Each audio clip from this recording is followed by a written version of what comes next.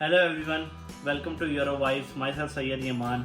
क्या आप प्लानिंग कर रहे हैं जर्मनी आने के लिए विजिट वीज़े के लिए? तो आज की इस वीडियो में मैं आपको बताऊंगा कि आप अगर जर्मनी में अपने रिलेटिव से मिलना चाहते हैं या अपनी फैमिली से मिलना चाहते हैं तो विजिट वीज़ा कैसे हासिल करते हैं। और सबसे पहले मैं आपको इस वीडियो में ये एक्सप्लेन करूँगा स्टेप बाय स्टेप कि आपने जर्मन एम्बेसी की वेबसाइट पर जाके किस तरह जो है वो आपने शेंजन वीज़े के लिए अपॉइंटमेंट बुक करनी है। अब कई लोगों का क्वेश्चन होता है कि यार मैं अपने पेरेंट की अपॉइंटमेंट लेना चाहता हूँ कि क्या मैं उनकी सेपरेट अपॉइंटमेंट लूँ, जैसे मदर की अलहदा लूँ या फादर की अलहदा लूँ, या उन दोनों की इकट्ठी अपॉइंटमेंट कैसे जर्मनी में आएगी।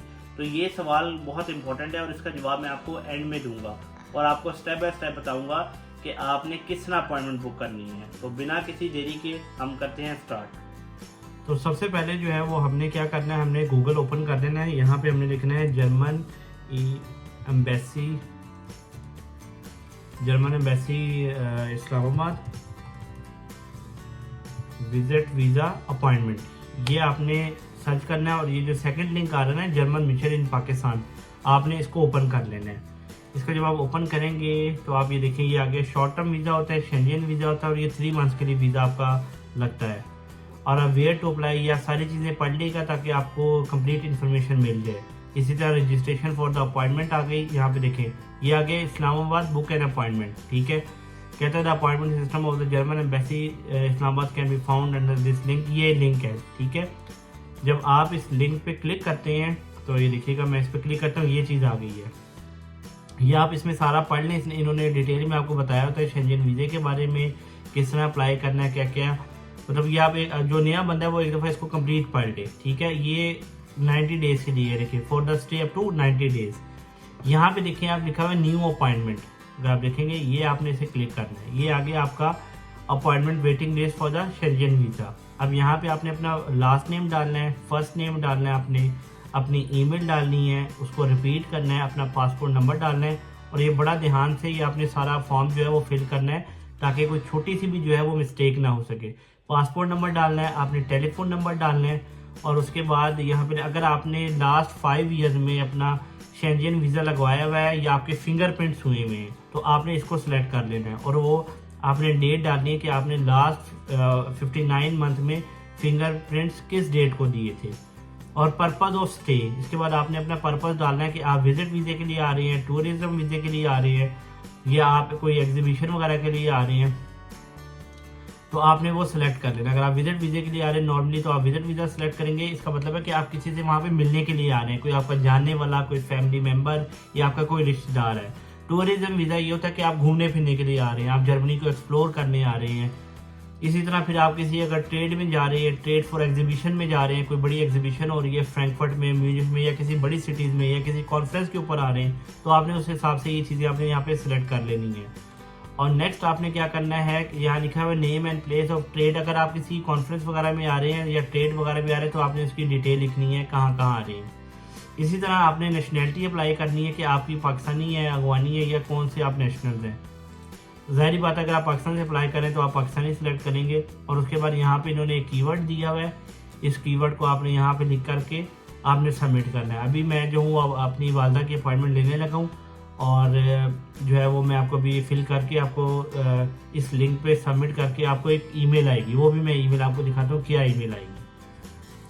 अब इसमें एक और मैं चीज़ बताता चलूँ कि आपने अगर आप पेरेंट्स का वीज़ा अप्लाई कर रहे हैं, अपनी मदर का या अपने फादर का, तो आपने क्या करना है, जो मैंने आपको वीडियो में शुरू में आपको एक बात बताई थी सबसे इम्पोर्टेंट, आपने दोनों की सेपरेट अपॉइंटमेंट लेनी है। आपने अपने वालदा की भी सेपरेट अपॉइंटमेंट लेनी है और आपने अपने फादर की भी सेपरेट अपॉइंटमेंट लेनी है। जब ये दोनों अपॉइंटमेंट ले लेंगे आप, दोनों की ईमेल आ जाएंगी, तो आपने क्या करना है, आपने एक ईमेल लिखनी है। वो भी मैं आपको बताऊंगा कि वो किस तरह लिखनी है। उसमें आपने पासपोर्ट नंबर लिखना है, अपॉइंटमेंट नंबर लिखना है, अपने वालिद साहब का, अपनी वालदा का, और ईमेल में लिखना है कि हम दोनों जो हैं वो हस्बैंड वाइफ हैं, तो हमारी जो अपॉइंटमेंट है वो इकट्ठी आनी चाहिए।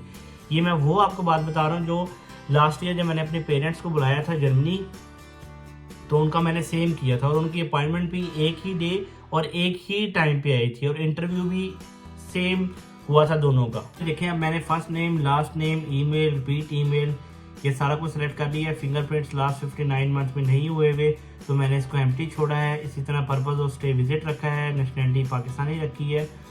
और नेक्स्ट मैंने ये जो कोड दिया था इसे मैंने इसमें पेस्ट करके यहाँ पे किया सबमिट।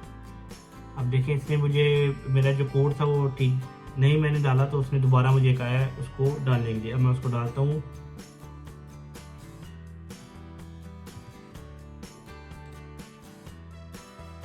अच्छा, अब आप ये देखें कि ये मैंने जो है वो क्या नाम है सबमिट फॉर्म कर दिया है और इन्होंने मुझे कहा है appointment waiting list of Schengen visa.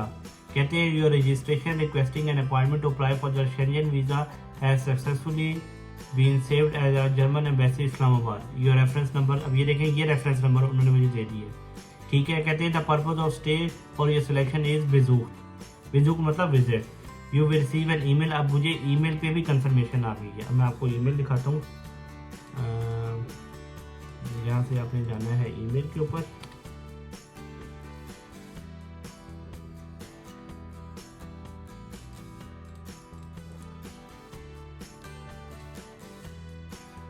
अब आप देख सकते हैं कि मुझे जो है वो जर्मन एम्बेसी इस्लामाबाद की तरफ से ईमेल आ गई है, जिसमें मुझे तकरीबन लिखा हुआ है, देखें the federal office foreign office appointment management system, और रेफरेंस नंबर भी आया हुआ है, पासपोर्ट नंबर, मेरा लास्ट नेम कंप्लीट आ गई। You will receive a notification with your appointment from separately.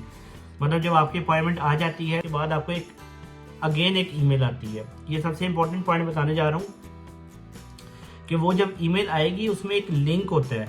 जब आप उस लिंक को क्लिक करते हैं तो आपकी अपॉइंटमेंट कंफर्म होती है, और जब आपकी अपॉइंटमेंट कंफर्म होती है फिर आपको एक और ईमेल आती है कि आपकी अपॉइंटमेंट इस दिन कंफर्म हो गई है। और ये अपने माइंड में आपने लाजमी रखना है कि अगर आप उस लिंक को क्लिक नहीं करते तो 7 डेज के बाद आपकी अपॉइंटमेंट जो है वो ख़त्म हो जाती है, वो एक्सपायर हो जाता है।